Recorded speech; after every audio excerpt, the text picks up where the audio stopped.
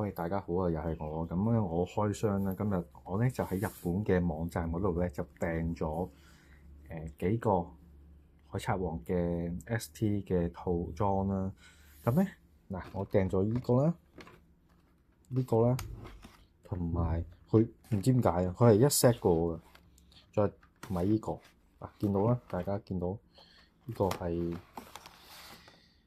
啦 ST06啦，咁咧。一個啦，兩個、三個、四個，呢個重心啊！四個加埋咧，係兌翻港幣嘅話就150蚊嘅，係啦。佢係一個套裝咁樣要我哋咁樣訂嘅，係啦，150蚊喎。咁咧我見到咧，我即刻訂啦，然後咧佢翻嚟香港嘅時候咧，個運費咧其實都貴，就大概140蚊左右，咁所以 total 咧都係290蚊，咁啊平過香港淨係買呢個嘅，係啦，平過香港淨係買呢個，因為香港呢個都要成300至400蚊啦，甚至乎有啲人話要500蚊添。咁你見啦，嗰個日本嗰個買家咧就話聲稱係冇開過啦，咁我依家就開箱啦。咁呢個咧應該入邊咧會有一包咧係一個會出一啲特別意圖啦，咁所以咧我就想拍一拍俾大家睇一睇佢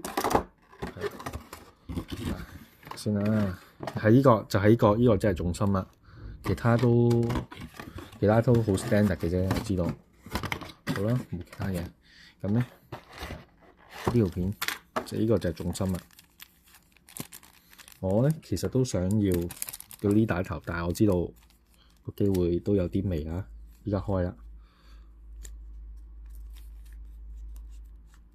咦？接錯？都 OK，得剪啱位。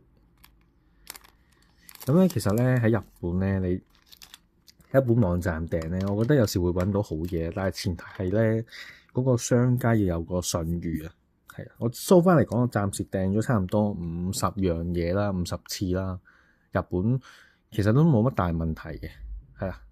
但係我每次開箱我都會做一個動作，就係拍片啦，係啦。頭先呢個開呢個包裹嘅時候，其實我都有拍片嘅，去保障翻我自己啊，同埋保障翻你開箱嘅時候，如果有啲個貨物有啲損毀嘅話，其實都可以保障翻你自己。咁睇下呢家嗱開啦，咁唔係呢打啦。